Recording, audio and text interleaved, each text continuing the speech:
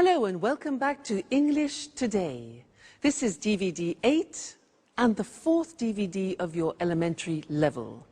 And in this DVD, you will see another 2 episodes of That's Life, our story, followed by our special TV programs. This time, a sports expert will be talking all about rugby, followed by air travel without stress, featuring our travel expert. Then, in the grammar section, we will study the future forms will and going to, and also look at special question forms and question tags. Okay, so happy studying to you all.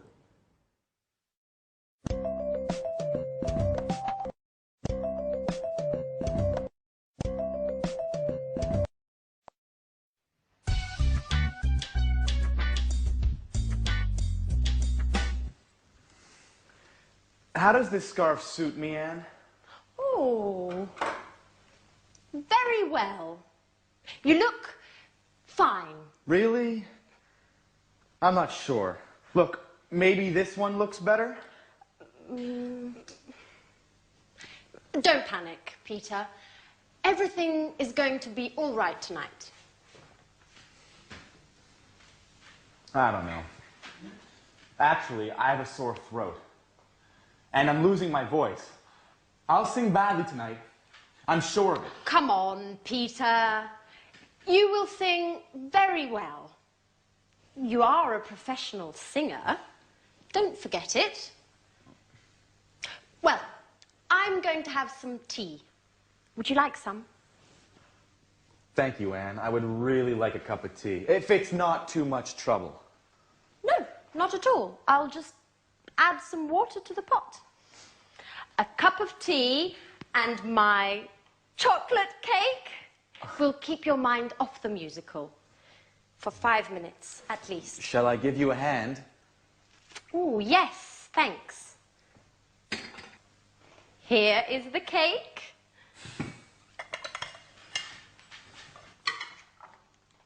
Oh. Oh, Peter! Okay, listen. I know you are nervous, but try to be careful, please. I'm sorry, Anne. Listen, how do you think the musical will go? I think it will go very well. Grease is considered a classic musical. It's successful, entertaining. There will be loads of people clapping. Do you really think so? Sure I do. Hey, Peter, what time does the show start? At 9 o'clock. How are we going to get to the theater? I'm going to drive. I don't think that's a very good idea. Why not? Because parking there is almost impossible. Okay. We'll take the tube. That's a much better idea. When should we leave? Around 8:30? No, that's too late. Okay. We'll leave earlier. Oh, I'm so sorry, Anne. Oh, Peter! You're hopeless. Okay, listen. I think you need to relax a bit. Why don't you go and take a nap? I can't sleep. I'm too nervous. Okay. Why don't you rehearse your part again? I can't. I can't remember anything. Okay. Go wherever you want. Just, please, leave me alone. Please.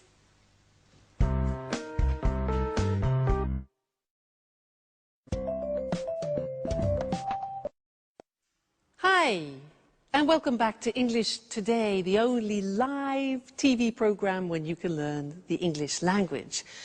Did you see that Peter dropped chocolate cake and tea all over the table and Anne didn't really react? She's becoming more tolerant, isn't she? Great. Now, I have an interesting thing to teach you in this lesson, and it's about will. Now, people usually think that will, the future will, is very easy in English. But it isn't that easy. And in this lesson, I want to look at a particular use of will. Now, watch this. Listen. Imagine that I'm in Oxford Street in London shopping. I stop outside a shop and I see a beautiful dress. And I think, I like that. I want that. And I say, I'll buy it. I'll buy it. Now, I'll is the abbreviation of I will. I'll buy it. We use this form when we make a spontaneous decision. It's nothing planned. It happens spontaneously. It's called in English a snap. Snap decision. All right? Let's continue.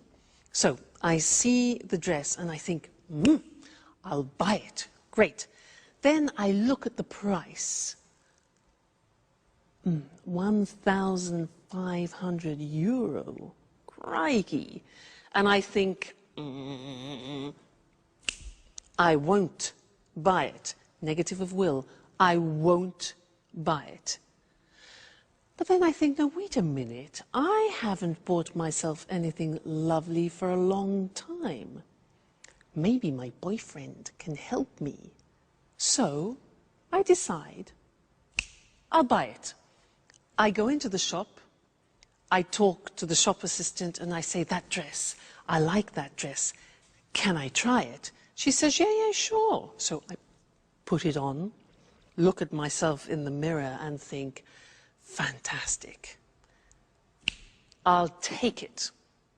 So I go to the shop assistant and I say, I'll take it. She says, fine, madam. How would you like to pay? How would I like to pay? Cash? Must be joking. Cash, 1,500 euros, cash. No. Credit card. Yes, exactly. I'll pay by credit card, okay? I'll pay by credit card. So, in my bag, here's my bag. Oh no! I left my credit card at home. What shall I do? Come on. Yeah, good. I'll come back tomorrow. I'll come back tomorrow, okay? And she says, that's fine, madam, that's fine, don't worry. She says, yeah, I'll put it aside for you, madam. I'll put it aside. And I'll say, great, thank you so much. Don't worry, I'll definitely come back tomorrow. Okay, now, all those were examples of snap decisions, spontaneous decisions, and that happens many times in a day. So, let's look at the form together. We have I will contracted to become I'll. Look at the examples. I'll try it. I'll take it. I'll pay by credit card. I'll put it aside for you. I'll make a bowl of pasta. And I'll come back later. So, snap, spontaneous decisions. I'll. All right? Now, the negative form we mentioned before, you heard me with the money, is won't. Be careful with the pronunciation. It's not want, it's won't. So the example is, I won't buy it. Or, I won't pay by cash. All right? So, will, won't. You can also ask a question in this situation of a snap decision. And you can say, shall I?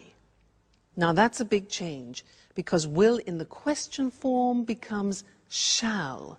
So we say, shall I make a bowl of pasta? Or shall I help you? All right, that's the question form. So, I'll do it. I won't do it. Shall I do it? So those are snap decisions, very useful, very important, and not many people remember that use of will. Great. Let's go back and see how Peter's feeling, and then I'll see you later. I'll see you later. Bye.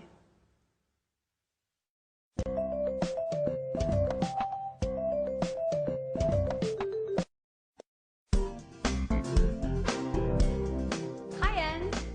Hi, Peter. I'm starving. Is there anything to eat? How can you think about food at a time like this? Why? What's the matter? What's the matter? The performance is tonight. Come on, Peter. Don't panic. Everything is going to be all right tonight. Don't worry. Why does everyone tell me the same stupid things? Because it's the truth. Look, Peter. Take this lucky charm. I bought it in Portobello Market this morning. I'll give it to you as a lucky mascot. Remember, you have to kiss it 3 times. And then keep it in the right pocket of your jacket. Why just in the right pocket? Well, I don't know. The woman who gave it to me said that this is what you have to do. Anyway, I'm sure it will bring you luck. I'm not so sure. Why not? Shall we bet on it? All right. Sounds like fun. How much? Oh, let's make it interesting. If it brings you luck, you'll take me for dinner at Bluebird. Bluebird? Are you crazy? That's London's most expensive restaurant. I know. But the musical is important to you, Peter, isn't it? Well, all right, Alice. What will you do if it doesn't bring me luck? Well, I will cook dinner for a month. But you can't cook. Aha, Peter. That's why I said it. This way, I'm sure you will make it bring you luck.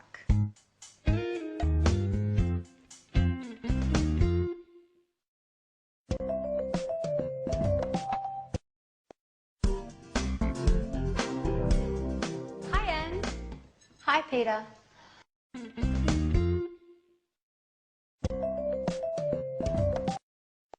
Hello again, and welcome back. The most expensive restaurant in London. Good for Alice. Now, in this lesson, I want to look at the future again, but at a new form of the future, and it's the form going to. And in the episode, we heard Anne say, everything's going to be all right. So I want to look at that form with you now. And to illustrate it, I want to tell you about something wonderful that happened to me. I've just won, in fact, 20,000 euro. And I have to decide what to do with this money. And I have a few intentions, so let me tell you about them. Firstly, I'm going to relax for a few days in a spa, hopefully with my boyfriend. Relax in a spa, hot water, you know, wonderful. Then I'm going to visit some old friends in Canada that I haven't seen for a long time, so that's good. Then what? Yes, then a dream. I'm going to travel around Turkey, and I'm going to go in a hot air balloon over Cappadocia. Fabulous. Then what? I'm going to organize a surprise holiday for my parents in Egypt. Another thing, let's see, another intention that I have. Oh yes, I'm going to buy another double bass for my boyfriend because You know, it's an expensive instrument and he needs it for his work. So I'm going to buy that. Then what? Oh, yes, I'm going to buy another Jack Russell Terrier to keep Suki companion. And the last thing, well, I think I'm going to put the rest in the bank. All right? Now, I was explaining to you my intentions for the future. And when you do that in English, you use a particular form in the future, and it's going to. Let's look at that on the screen.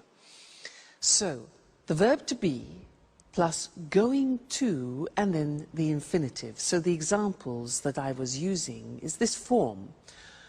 I'm going to have some tea. For example, you see the verb to be, going to, and the infinitive. He's going to sing well. So he, third person, changed the auxiliary. He's going to sing well. Everything's going to be all right, as Anne said. They're going to take the tube, you know, the underground in London. They're going to take the tube. Now, very often when you hear this form, you hear a pronunciation like gonna. So they're gonna take the tube. And that's when we completely contract they are going to, and it becomes gonna. And often you see that in subtitles in English on films. Gonna. Okay? Now the negative form is easy. It's the negative of the auxiliary to be. So I'm not going to leave tomorrow. I'm not going to leave tomorrow. He isn't going to return soon. And we aren't going to come with you. All right? Sometimes you hear, I'm not gonna. He's not gonna. That's when we speak quickly. All right? And then the question form, again, easy. You invert the subject and the auxiliary. How are we going to get there? How are we going to get there? Where is it going to happen? And when are they going to leave, or are they going to leave? All right, so that's another form of the future. And you can see slowly that the English future is quite interesting and quite complex. So when you want to talk about your intentions, you use going to. And I'm going to see you in the next lesson. All right? Bye for now.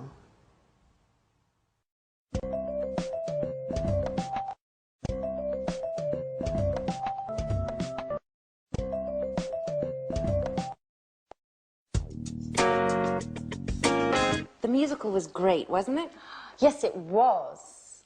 Peter was excellent. Well, now let's think about the party. It's time for fun. Oh, by the way, who's coming to the party tomorrow? Well, David will be here. Mary, Paul, and Tom will be here as well. Everyone will be here. I wonder if Jack will be here. Jack? Why? He's leaving on a business trip tomorrow morning. He doesn't know exactly when he'll be back. Hey, girls. What are you talking about? Anne was telling me that you won't be coming to the party this evening. It isn't true, is it? Yes, it is. I'm afraid I can't. Business before pleasure. You never will change, will you? Excuse me. Hello? Oh, hi. I really don't have a choice. Listen, Jack, I was wondering if you really have to go away on business, or if you're not coming to Peter's party for some other reason. No, Sharon, I do have a business engagement.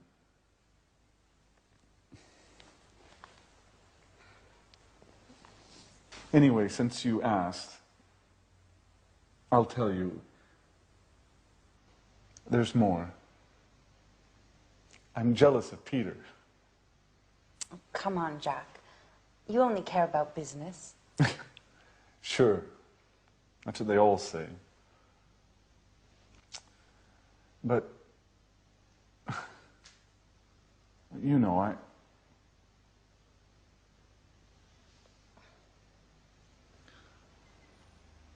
I'm interested in you.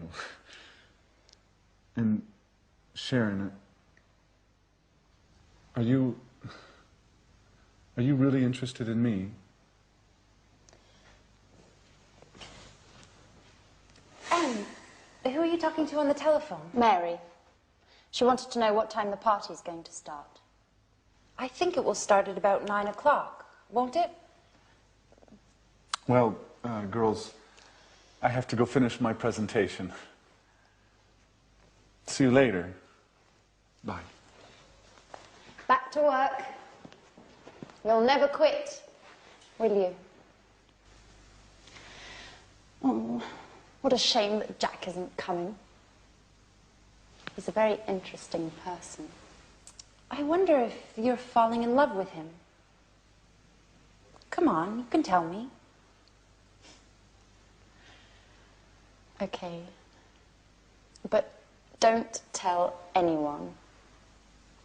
Yes. He's quite handsome. Do you think he likes me, Sharon? What a question. It's none of my business. Don't be so difficult, Sharon. I was just asking, confidentially, your opinion. You are my friend, Sharon. I'm sorry, Anne. I didn't mean to hurt your feelings. I'm just a bit nervous these days. Why? Because of Peter. We're having some problems. I'm sorry, Anne, but I don't want to talk about that. I've got to go. See you later. Bye-bye.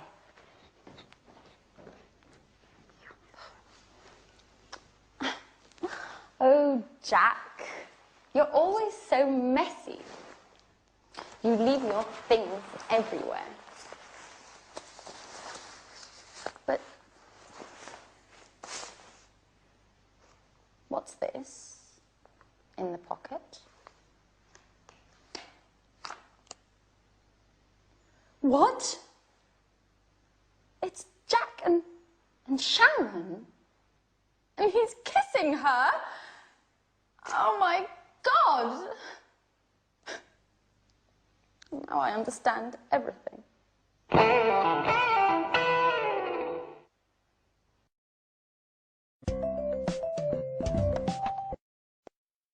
Hello again and welcome back to your live English language lessons. And in this lesson, we're going to learn something about questions. Remember how we said that English questions are difficult because of all those auxiliaries? Well, in this lesson, we're going to learn something which is especially typical of the English language. They're called question tags. Now, let me give you an example of a question tag. She's unhappy, isn't she? Let's look at that. So, she's unhappy, isn't she? Strange, hey? She's unhappy, isn't she? Now, it's not really a question asking you for information. It's more a question asking for confirmation, whether you agree. And usually the people agree. So, she's unhappy, isn't she? Yes, she is. Look at the construction. She's unhappy is in the positive form. And then we have the tag. It's called the question tag after, in the verb to be, but in the negative question form. She's unhappy, isn't she? This is very common in English and not common in other languages because other languages usually use no. For example, she's unhappy. No. We repeat the verb. And because it's complicated now, let's go to the screen and see some more examples of that, okay? So, she's upset is like she's unhappy. She's upset, isn't she? You're a student, the verb to be, you're a student. You take the verb to be, are, and you turn it into a negative question. So we say, you're a student, aren't you? All right? Next one. He's Brazilian, isn't he? Do you see the mechanism now? It's raining, isn't it? Again, I'm not asking for information, I'm asking for confirmation. They're watching television. They are watching, aren't they? They're watching television, aren't they? And you notice that my voice actually goes down at the end, so it's not like a real question where your voice goes up. We're learning, aren't we? You live in Italy. Now, look at this example here. You live is the present tense, so we need the auxiliary of the present tense, of live, which is not the verb to be. So look how that works. You live in Italy, don't you? Negative don't. Auxiliary is do in the negative don't you. Interesting, hey? You live in Italy, don't you? If we change that into the third person, it becomes she likes English. What's the auxiliary? Exactly, does. In the negative, doesn't she? So she likes English, doesn't she? And the last example, they work at home, don't they? They work at home, don't they? All right, so it's not easy. You have to keep in mind the auxiliaries all the time.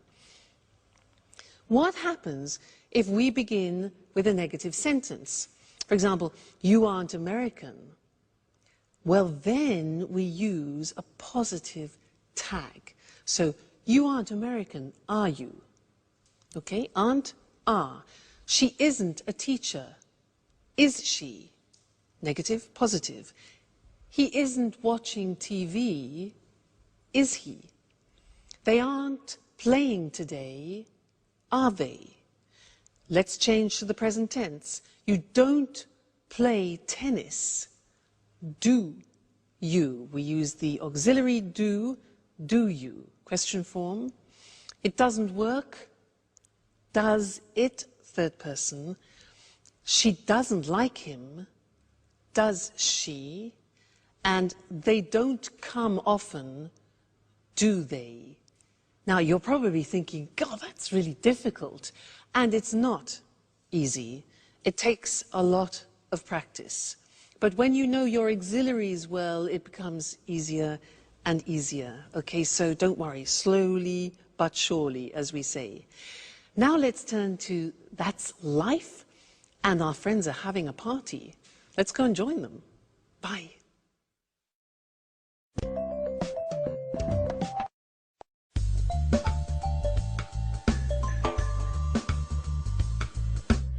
It's a shame Jack isn't here, isn't it? Yes, it's just not the same without him, is it? Well, business is business, you know. Well, Anne, I wonder what wonderful food you cooked for us this evening. Anne, hello? Are you there? Oh, sorry, Peter. I was miles away.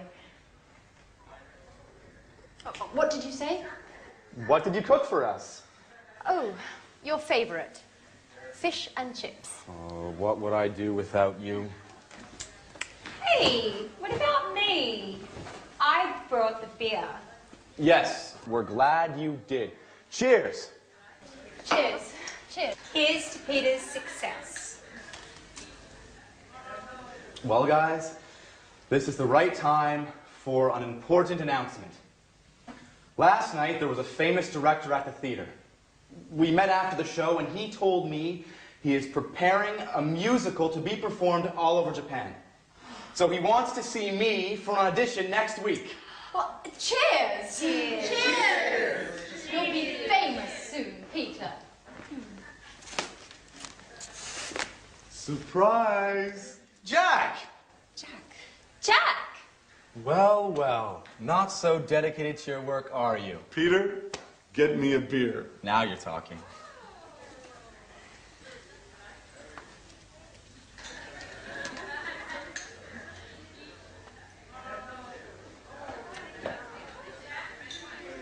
Hi, Anne. Is everything okay? Yes.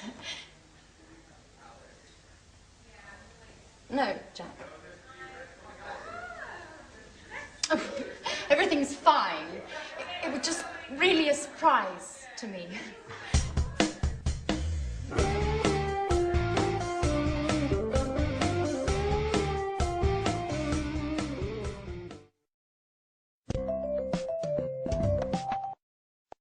Hello and welcome back again for some more English. Now, at that party, everybody seemed happy except Anne. And nobody really noticed what was happening between Sharon and Jack. Well, anyway, let's get back to English questions. Last time we studied question tags. But this time I want to look at another question form in English which is very important.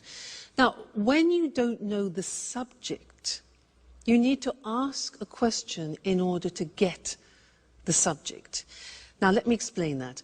Usually in a normal question in English, like, where do you work? The subject form is in the question, where do you work? And the answer would be, I work in London.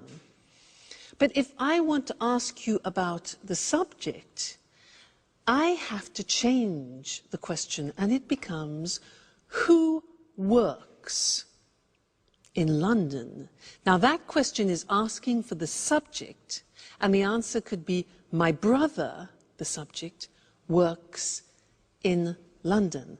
Now the good thing is we eliminate the auxiliaries do and does. Yahoo! I can hear you say. Let's do some examples before we go to the screen, okay? Now, I'll ask you some questions. For example, who likes English? Notice that there's the S on the verb because who is considered a third person. Who likes English? I do. You do, for example, all right? Who lives in igloos? Now, give me the subject. Who lives in igloos? Yeah, exactly. Eskimos live in igloos, all right? You give me the subject. Now, answer this one. Who cultivates rice? Who cultivates rice? Yeah? The Chinese, the Italians, Southeast Asian countries. Okay, good. Next one. Who sings musicals in That's Life? Exactly. Jack sings musicals. Great. Who wants to be an artist? I'm asking you for the subject. Who wants to be an artist? Yeah, Alice does. Alice wants to be an artist. And who likes Jack? Well, Sharon does, Anne does, and so does Alice. He's a lucky man.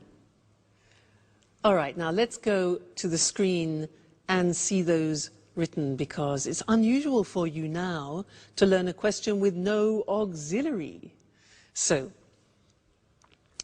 what happens is you have the word who, which is the question word, and you eliminate the auxiliary. If you look at the first example, which is the typical question, who do you live with?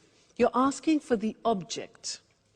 And the answer could be your family, for example. Who do you live with? The subject is you. You ask for the object. But who lives with you? You are asking for the subject. And the answer could be my family. Okay? Let's look at some more examples. No auxiliary. So, who works in an office? He does. Who likes English? We do. Who lives in igloos? Eskimos live in igloos. Who cultivates rice? The Italians, the Chinese. Who understands Russian? I don't. Do you? Who sings musicals? Peter does. Who wants to be an artist? Alice. And who likes Jack? We all do. Okay, so very interesting this, and we will look at it again in the future.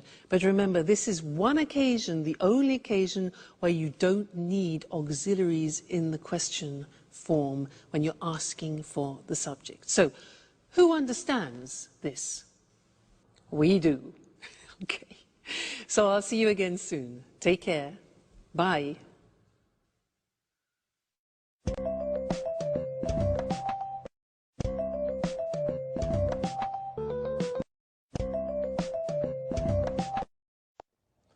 Good afternoon. Welcome to this week's edition of Sports Special. And welcome to John Forbes, our sports expert. Hello, Eric, and good afternoon to all our sports fans. Well, John, which sport are you going to talk about today? Today, I'd like to talk about rugby. Fantastic! I'm a real rugby fan. I think it's a really exciting sport. John, a question. Where did rugby start? Well, you know, Rugby is a town in England near Birmingham. Yes? There's a famous school there called Rugby School. It's one of the oldest schools in England. It opened in 1567. Anyway, boys at this school started the game. Really? And where is rugby played today? It's played all around the world, but there are 8 main countries. These are Ireland, Wales, England, Scotland, France, Australia, New Zealand and South Africa. And it's becoming more popular today in Italy and Argentina. Who plays rugby? Mainly men, but there are more and more women's teams. Really, women? That's a surprise. That's right. There are more than 400 women's teams in England today. I see. John, can you explain to our viewers how to play rugby? Of course. Remember, rugby is very different from soccer. The ball's oval like an egg. There are 15 players in a team and the players can carry the ball. In fact, the aim is to run fast with the ball in your hands. And what about a tackle? What's that? To stop a player of the opponent's team running with the ball, you tackle him. You catch his legs and pull him to the ground. That sounds dangerous. Yes, it can be. There are lots of injuries in rugby. It's a very physical game. And how do you score? Well, you run with the ball and put it down on the ground at the opponent's end of the pitch. Of course, your opponents do everything they can to stop you from reaching their end of the pitch. You score a try if you cross the try line and put the ball down on the ground. You can also score points by kicking the ball between the 2 goalposts. The goalposts are very high. If you do this, you score a goal. So, there are tries and there are goals. That's right. Just one more question. What are scrums? Scrums are special to rugby. Players from the 2 sides push against each other to try to get the ball. Scrums sound dangerous too. Yes, they can be dangerous, but it's fun. You know, I used to play rugby. Really? Yes, but I injured my shoulder and had to stop. I just watch now. Well, I sometimes watch a game on Saturday afternoons. How about coming along? Sure. How about next weekend? Great. Okay. Thank you, John. Goodbye. And goodbye to all our sports fans. See you next week for another edition of Sports Special.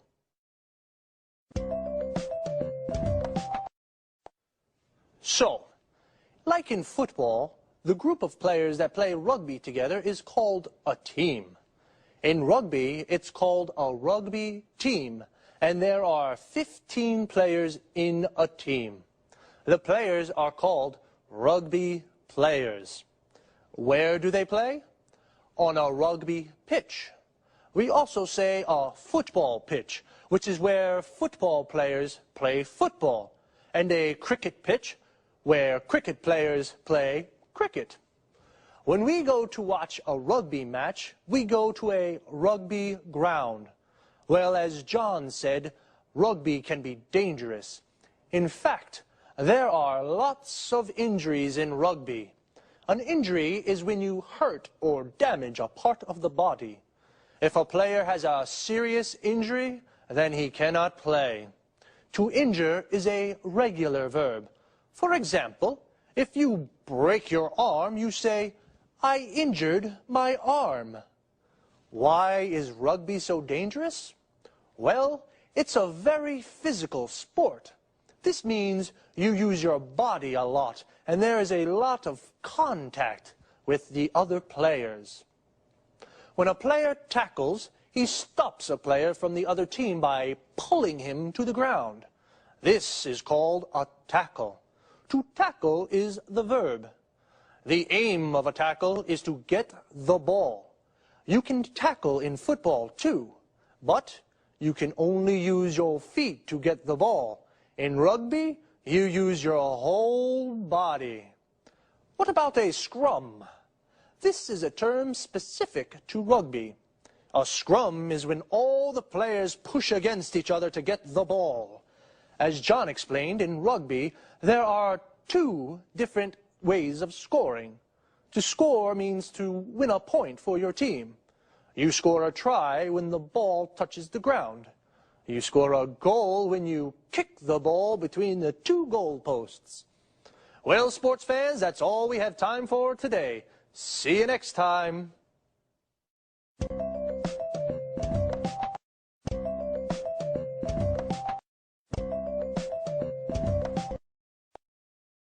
Good afternoon and welcome to this week's edition of the Travel Programme. And of course, welcome to Christina Teng, our travel expert. Hello, Lucy. Well, Christine, do you know that one of the main causes of stress in the West is air travel, according to research from the University of Illinois in the USA? You know, that doesn't surprise me. Air travel can be a very stressful experience. It seems that a lot of people start to feel nervous in the travel agency when they're buying the ticket or when they're buying the ticket online at home. Really? Well, why don't we give our viewers some advice on how to reduce that stress and enjoy air travel more? Sure. Just follow a few simple rules and you'll fly without any stress at all. The first rule, don't arrive at the airport late. Oops, I always arrive late. That's not a good idea. For a start, if you arrive at the airport early, you have plenty of time to check in. You can go straight through passport control and the security check. Then you have plenty of time to relax. You can do some shopping, have a drink, read a magazine or a book, all stress-free without worrying about missing the flight. You're right, Christine. It's important to arrive at the airport with plenty of time to spare. And what else can I do to make air travel less stressful? Well, another cause of stress is the amount of luggage that we take with us.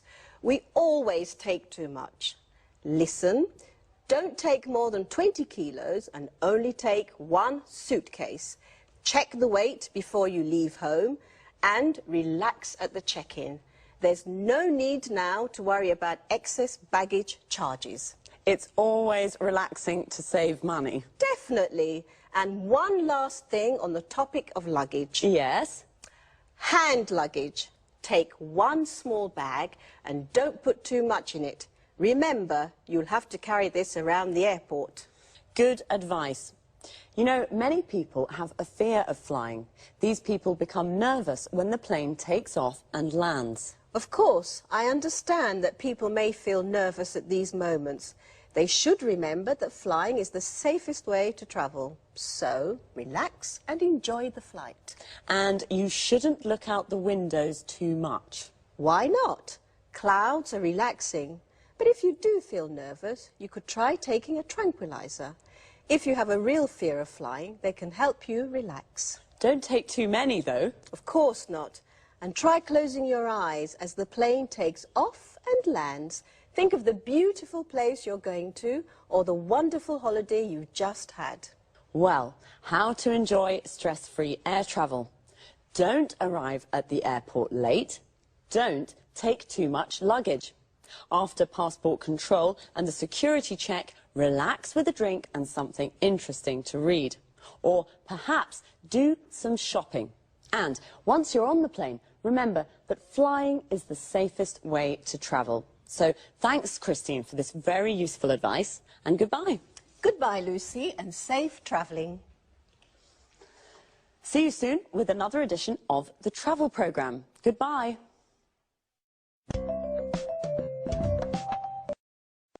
Well, I certainly didn't know that air travel could cause so much stress. Air travel is the general expression for everything to do with flying. So the stress can even start when people buy their tickets at the travel agency or online. The travel agency is the place where you book a holiday or buy an air ticket. Online means you buy the ticket on the internet and you pay by credit card. To avoid stress, you should arrive at the airport with plenty of time to spare. To have plenty of time to spare means you have lots of time to relax.